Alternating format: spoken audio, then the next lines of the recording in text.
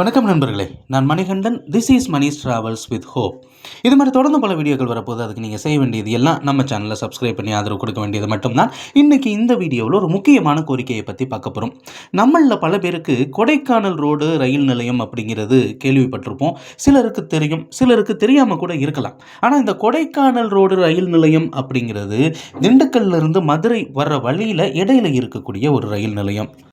பெரும்பாலும் கொடைக்கானல் போகிறவங்க, சென்னையிலிருந்து வர்றவங்க இந்த நிலையத்தில் இறங்கி போகிறது அப்படிங்கிறது ஓரளவு இருக்கக்கூடிய ஒரு விஷயம் தான். நம்ம கண் கூட பார்த்துருக்கோம். ஆனால் பெரும்பாலும் திண்டுக்கல்ல இறங்கி போகிறவங்களையும் நம்ம பார்த்துருக்கோம். ஆனால் இந்த கொடைக்கானல் சாலை ரயில் நிலையத்தை சுற்றி இருக்கக்கூடிய கிராமங்கள் அப்படின்னு எடுத்துக்கிட்டோம் அப்படின்னா பூ உற்பத்தி இந்த மாதிரியான நிறைய வேலைகள் அப்படிங்கிறது நடந்துக்கிட்டு இருக்கு.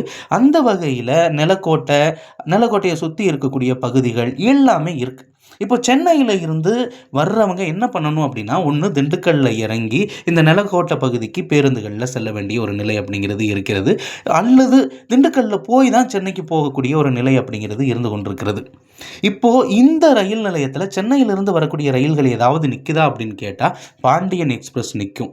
அதே மாதிரி பகல் நேரத்தில் இயங்கக்கூடிய குருவாயூர் எக்ஸ்பிரஸ் ரயில் நிற்கும். இந்த 2 ரயில்களை தவிர வேறு எந்த ரயிலுமே நிற்கிறது கிடையாது.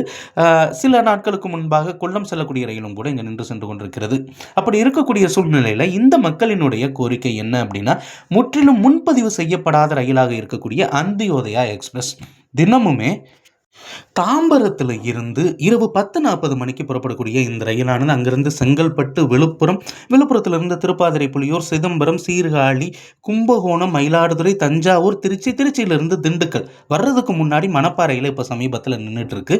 திண்டுக்கல் தாண்டோன்னா மதுரையில் தான் நிற்கிது. இடையில இந்த ரயில் கொடைக்கானல் ரோடு ரயில் நிலையத்தில் நின்றுச்சு அப்படின்னா இந்த நிலக்கோட்டை மற்றும் அதை சுற்றி இருக்கக்கூடிய பகுதி மக்களுக்கு ரொம்பவுமே பயனுள்ளதாக இருக்கும். அவங்க சொந்த ஊர் வர்றதுக்கும் ஈஸியாக இருக்கும்.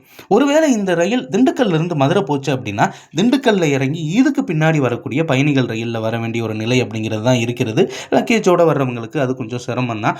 ஒரு நிமிஷம் நிறுத்தம் தந்தாங்க அப்படின்னா ரொம்பவும் வசதியாக இருக்கும். அதே மாதிரி இந்த முற்றிலும் முன்பதிவு செய்யப்படாத அந்தியோதயா ரயிலில் நாகர்கோவிலில் இருந்து வரும்போது சென்னைக்கு போகிறதுக்கும் இந்த கொடைக்கானல் ரோடு ரயில் நிலையத்தில் நின்றுச்சு அப்படின்னா ரொம்பவுமே பயனுள்ளதாக இருக்கும் அப்படிங்கிறது அவர்களுடைய நீண்ட நாள் கோரிக்கை.